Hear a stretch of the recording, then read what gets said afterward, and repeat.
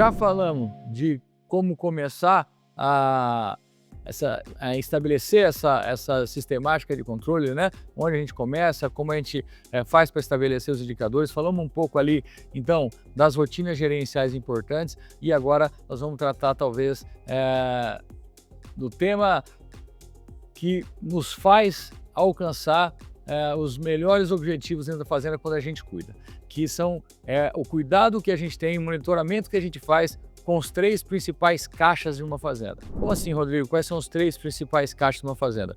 Bom, a gente chama de caixa dinheiro, né, que é olhar para o nosso fluxo de caixa, entender a saúde do nosso fluxo de caixa projetado, inclusive, vai faltar dinheiro, vai sobrar dinheiro em algum momento. Entenda que eu posso ter um resultado operacional de uma fazenda dentro da safra de 10 milhões e mesmo assim eu tenho um problema de caixa, porque eu passo lá 6 meses que o meu fluxo de caixa projetado está no negativo em 2 milhões. Quer dizer, não é possível. Se isso acontece, se esse fluxo de caixa está se comportando dessa forma, naturalmente que ele vai interferir negativamente no meu negócio. Ou eu vou ter que mudar, antecipar uma venda de animais, ou vou ter que pegar dinheiro emprestado e esse dinheiro vai custar, ou eu vou ter que deixar de fazer algum investimento na janela correta, eu vou ter que postergar. Quer dizer, alguma atitude vai ser tomada. Então, o cuidado com o fluxo de caixa é determinante e eu preciso estar muito atento. O segundo caixa importante para o nosso monitoramento é o caixa pasto.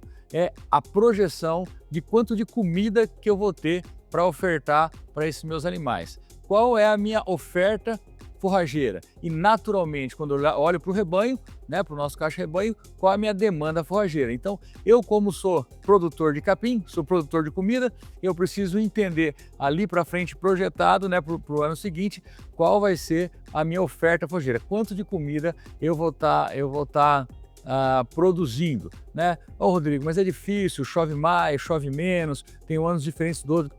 Eu entendo tudo isso, mas é uma projeção que com a nossa experiência e com a ajuda da técnica a gente consegue fazer com uma certa assertividade e principalmente, né, depois que a gente coloca isso no papel, a gente consegue, com a evolução de rebanho, entender grandes momentos, melhor dizendo, que a gente vai ter que tomar grandes decisões, porque pode ser que nessa curva projetada eu tenha lá uma diferença entre oferta e demanda de 1000 As, de 2000 As, ou seja, então é um momento que pode ser até que não seja lá na frente essa verdade, que em vez de 1000 As de diferença ou 2000 As eu vou ter 500, mas é um sinal de alerta que eu preciso e posso me antever. Então, determinar esse fluxo, né, de caixa de forragem aí, né, digamos assim, esse fluxo da nossa oferta forrageira é determinante. E acompanhar isso passa a ser mais do que importante, porque daí sim, em cima daquilo que eu projetei e eu vou acompanhando se está acontecendo ou não, pode ser que eu consiga entender justamente isso. Puxa, eu projetei,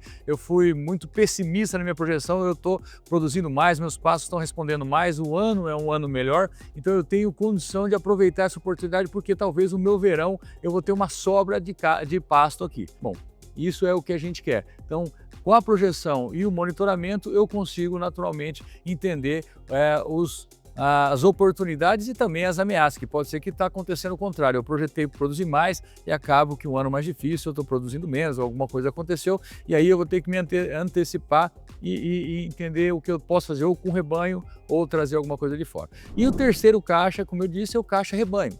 Eu preciso entender o comportamento, eu tenho a oportunidade de entender o comportamento do meu rebanho projetado. Isso não é difícil, basta fazer uma evolução de rebanho, a fazenda de cria, né, eu tenho lá a fertilidade, então eu vou determinar mais ou menos ali com meus indicadores a perda pré-parto, então eu vou saber que vai nascer, vou saber quando mais ou menos vai nascer, né? Eu vou saber quando essas vacas vão desmamar, para eu poder entender quando eu vou abater as vacas descarte. Quer dizer, eu consigo sim, com cuidado e paciência, determinar essa evolução de rebanho. E quando eu coloco a evolução de rebanho, que é alinhada à curva de oferta forrageira, eu tenho então a demanda e oferta forrageira e consigo entender se eu tenho alguma oportunidade de aumentar minha lotação em algum momento, ou eu tenho que diminuir, ou eu tenho que criar uma estratégia de entre safra para que eu possa manter o meu desempenho.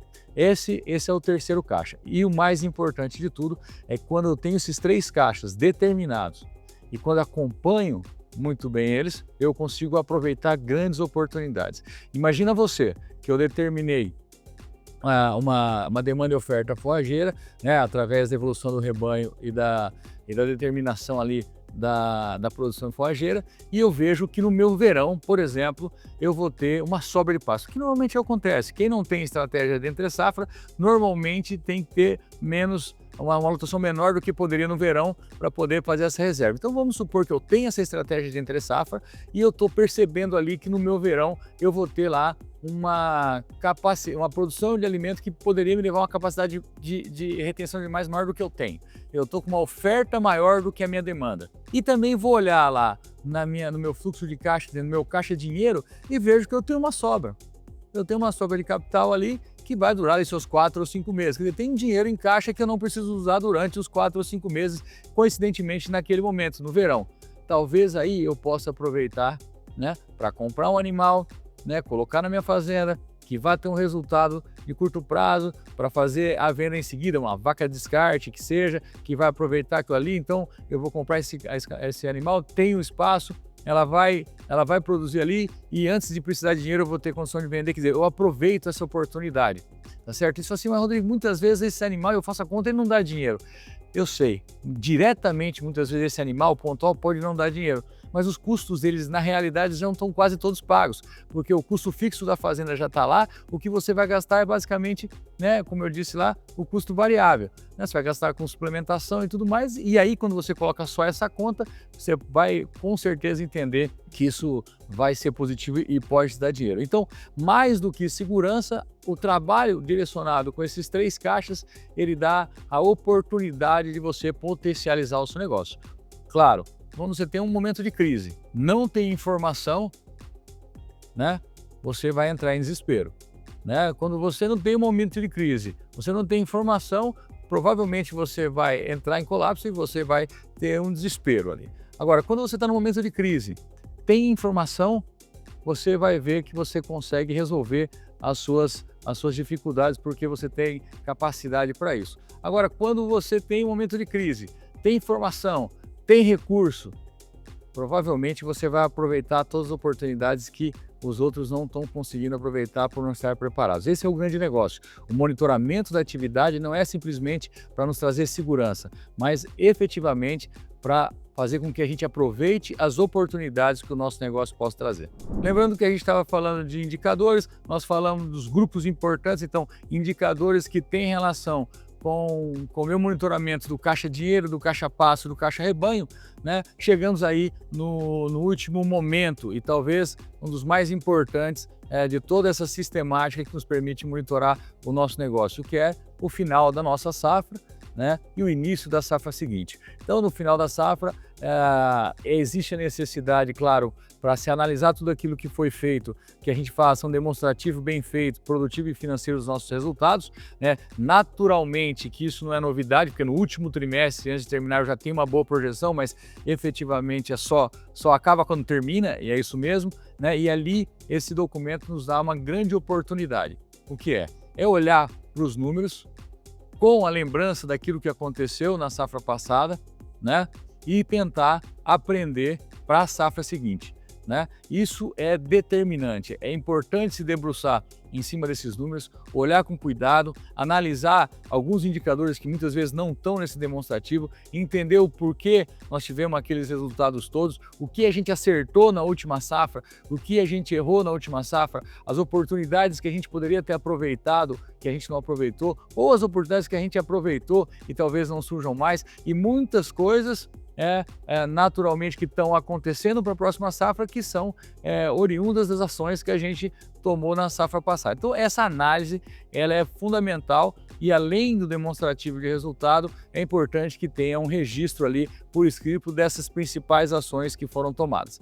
Bom, justamente para que isso? Para que embase o nosso planejamento do próximo ano, ou da próxima safra, que é o último passo, é sair da safra com tudo preparado para a safra nova. Lembrando que na pecuária, os 3 meses para frente já é passado, quer dizer, a gente tem que antecipar muito isso e começar a safra já com o planejamento pronto e aprovado para que a gente tenha todo o direcionamento. E lembrando que para o nosso planejamento fica da mesma forma, o que a gente quer com o nosso planejamento? Que ele nos dê o melhor caminho para alcançar o meu objetivo. Então, dentro do planejamento, o que a gente quer? Primeira coisa é estabelecer o nosso objetivo, né?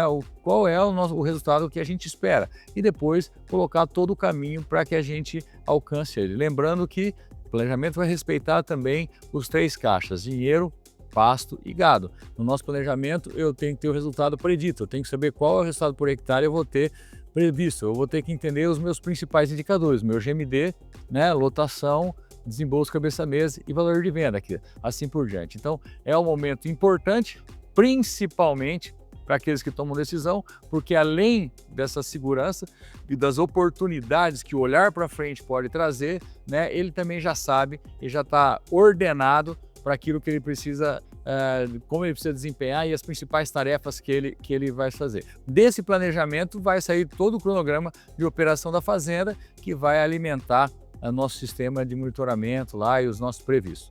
Tá certo? Então aqui a metodologia, a gente encerra aqui, melhor dizendo, a nossa metodologia ali de monitoramento de indicadores, e a gente vai nos próximos episódios passar por um tema super interessante, que é o planejamento estratégico.